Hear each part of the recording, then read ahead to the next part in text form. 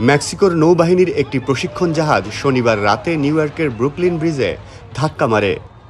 এতে জাহাজটির ৩টি মাস্তুল ভেঙে ২ জন নিহত এবং অন্তত ১৭ জন আহত হয়েছে।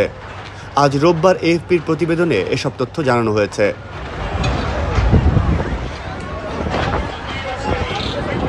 একাধিক মার্কিন সংবাদ মাধ্যমের প্রতিবেদনের বরাত দিয়ে এএফপি জানিয়েছে ৪৮.২ মিটার উচ্চতার মাস্তুল বিশিষ্ট কুয়াটেমোক বার্কে এই সময়ে প্রায় ২০০ আরোহী ছিলেন।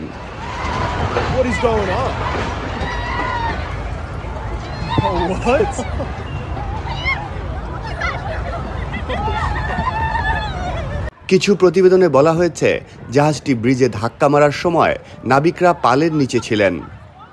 প্রত্যক্ষদর্শীরা নিউ ইয়র্ক পোস্টকে বলেছেন, এ সময় দর্শনার্থীরা আতঙ্কিত হয়ে পড়েন। তারা লোকজনকে পানিতে পড়ে যেতে দেখেছেন।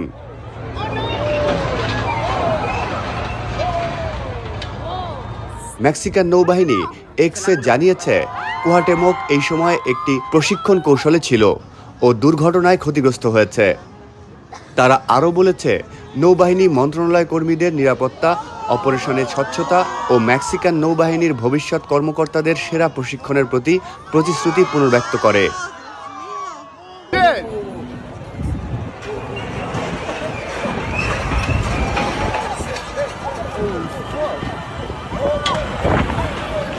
Oh,